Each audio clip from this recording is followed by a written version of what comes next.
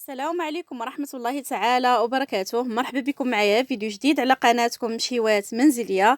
اليوم ان شاء الله غادي نشارك معكم نوتيلا صنع منزلي. مستحيل انك بقى تفكري تشريها، صراحة كتجي رائعة جدا، نفس القوام والنعومة والطعم ديال نوتيلا، بمكونات جد بسيطة وبتكلفة جد بسيطة، فقط ب10 ديال الدراهم غادي نحصلوا على نوتيلا صحية وصنع منزلي، وكنعرفوا شنو كنعطيو لوليداتنا. نوتيلا الجاهزة كيكونوا فيها كثرة السكريات والزيوت المهدرجة، من الأفضل أننا نوجدوها لهم في الدار، وأنا متأكدة غادي تعجب وليداتكم، وشي حاجة اللي هي ساهلة، فقط توجديها في 5 ديال الدقائق بدون تعقيدات وبدون كثرة المقادير. نتمنى يعجبكم الفيديو ديال اليوم. ندوزو مباشرة للمقادير وطريقة التحضير وفرجة ممتعة. وبسم الله غادي نبداو باول حاجه. كناخذ واحد الكاسرونه وكنوضع فيها 2 معالق كبار عمري مزيان ديال الزبده، وغادي نوضعها فوق البوطه. غادي ندوب هاد الزبده وغادي نخليها حتى تولي نوازد.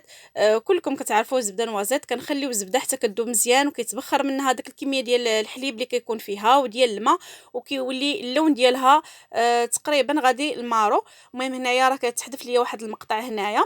المهم كنصبر عليها حتى كتولي نوازد، ومن بعد غادي ناخذها وغادي نصفيها فشي زليفه بالصفايه ونخليها على جنب تبرد. وهنايا غادي ناخذ واحد الكاسرونه وغادي نفرغ فيها نصف لتر ديال الحليب. استعملوا حليب كامل الدسم، سواء ديال الكرتونه او الحليب اللي كناخذوا بالعبار اللي توفر لكم. وغادي نوضع هاد الكاسرونه ديالي فوق البوطه حتى غادي يغلى الحليب مزيان، ومن بعد ما يغلى غادي نحيدهم فوق البوطه، وعاد غادي نكمل باقي المراحل ونضيف ليه باقي المكونات. هنا كما كتشوفوا بعد ما غلى الحليب وهو باقي سخون، غادي نضيف ليه هنايا 200 غرام ديال الشكلاط. انا استعملت هنا شكلاط ديال 4 ريال. يمكن لكم تستعملوا اي نوعيه شكلاط. الا استعملتوا نوعيه شكلاط اللي فيها الكاكاو، نسبه الكاكاو كثيره، غادي تجيكم هاد النوتيلا ديالكم رائعه. المهم هذه الوصفه الاقتصاديه ولكم الاختيار. بعد ما كنضيف داك 200 غرام ديال الشكلاط غادي نضيف هنايا 4 ديال العلب ديال البسكوي. هنا كما كتشوفوا استعملت انا هنايا جولدن ديال درهم، 4 ديال الوحدات هكا ديال درهم هما اللي استعملت هنايا في هذه الوصفه هذه. يمكن لكم تستعملوا اي نوعيه البسكوي توفرات لكم، سواء هذا جولدن، سواء هيرنيس، سواء اوريو، سواء ايو. المهم اي نوعيه ديال البسكوي، حتى بسكوي اللي كيكون فيه الشكلاط حتى هو زوين، وغادي يجيكم المذاق ديالو زوين في هاد الوصفه هذه. صافي كما كتشوفوا هنايا فرغت هذوك العلب بربعه بهم على الحليب هو باقي سخون. وعاد غادي نكمل. كما كتشوفوا كنحاول نخلط هكا غير هكا بسباتيل باش يذوب ليا داك البسكوي. هنا كما كتشوفوا ضفت هنايا شاصيه د الكاكاو او معلقه كبيره عامره د الكاكاو. هذه في حاله الا استعملتوا نوعيه بحال اللي استعملت انا ديال الشكلاط. الا استعملتوا نوعيه جيده ما تحتاجوش انكم تضيفوا نهائيا هاد البودره د الكاكاو. وهنايا ضفت هذيك الزبده اللي درتها نوازيت. كما كتشوفوا غادي نخلط المكونات مزيان مزيان. صافي بعد ما خلطتهم، هنايا لكم الاختيار. يمكن لكم تستعملوا الميكسور كما غنستعمل انا، او ديروها تخليوها غير دفا واحد شويه وديروها في الكاس ديال مونينكس. هنا كما كتشوفوا بالميكسور انا هنايا راه باقا سخونه، كنطحنها مزيان مزيان حتى كنحصل على واحد الخليط اللي يكون هكا ما فيش تكتلات وما فيش الحبيبات. كنحاول انني نطحن مزيان داك البسكوي باش ما يبقاوش هكا الطريفات ديال البسكوي باينين في هذا الخليط هذا. صافي كنستمر بحال هكا كما كتشوفوا كنطحن مزيان حتى كيتطحن، وكنحصل على واحد الخليط اللي كيكون ناعم. ومن بعد هذه هي الخطوه اللي هنايا مهمه وضروري انكم تركزوا فيها.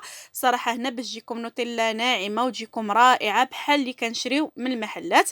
غادي ناخذوا هاد الكاسرونه وغادي نوضعوها فوق نار مهيله تقريبا واحد 2 دقائق، ومع التحريك المستمر نبقاو واقفين عليها باش هكا ما يلصقش لينا داك البسكوي في القعر ديال الاناء. كنستمر بحال هكا كما كتشوفوا، وانا كنخلط تقريبا واحد 2 دقائق، ومن بعد مباشره وهي باقا سخونه غادي نميكسيها كما كتشوفوا او نعاود نطحنها باش كنحصل على داك اللون الناعم كما كتشوفوا. ها نتوما كتشوفوا في الفيديو، وداك الملمس كيجي ديالها ناعم، ما كيجيوش فيها التكتلات، ما كيجيوش فيها الطريفات. صراحه كتجي رائعه جدا وكتجي كتدهن في الخبز بكل سهوله. هانتوما كتشوفوا القوام ديالها كيفاش داير. هنا راها باقا سخونه، غادي نصبر عليها شويه حتى غادي تبرد، وعاد غادي نوضعها في هكا في القريعات او في الطويسات اللي غادي نحتفظ بهم في الثلاجه. هانتوما كتشوفوا هنايا راها باقا سخونه وراها عاقده هكا وثقيله. هنا راه بدات كتبرد واحد شويه. هانتوما كتشوفوا القوام ديالها كيفاش كيجي رائعه جدا، وغادي تعجب وليداتكم، انا متاكده انها غتولي معتمده عندكم. هانتوما كتشوفوا اللون ديالها والقوام ديالها تماما مثل نوتيلا اللي كنشريو جاهزه، وحتى المذاق ديالها رائع جدا.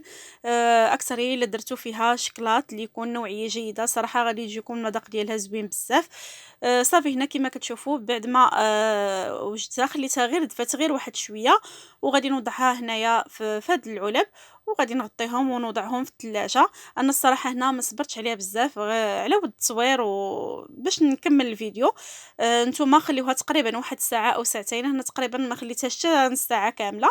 وغادي نجبدها باش غادي نوريكم القوام ديالها وكيفاش كتكون. صراحه كتجي رائعه جدا، وصفه رائعه صحيه واقتصاديه غتنفعكم مع وليداتكم في هذا الوقيته ديال المدرسه. صراحه كناخذوا هاد الشوكولاته للدهن، كناخذوها بكميه كبيره. من الافضل اننا نوجدوها.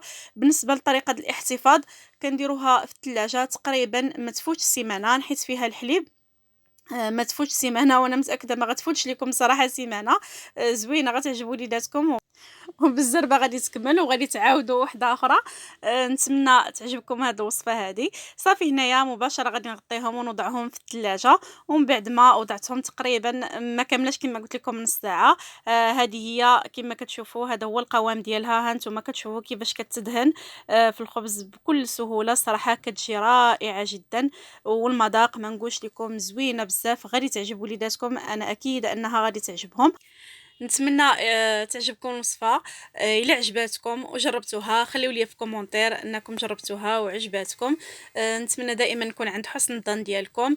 نتمنى تشجعوني بلايك واشتراك في القناه، ولايك لا فيديو، بارطاجيو مع الاهل والاحباب، وخليو لي تعليق زوين باش هكا تحفزوني نقدم لكم المزيد من الافكار والوصفات. شكرا لكم بزاف على طيب المتابعه، والسلام عليكم ورحمه الله.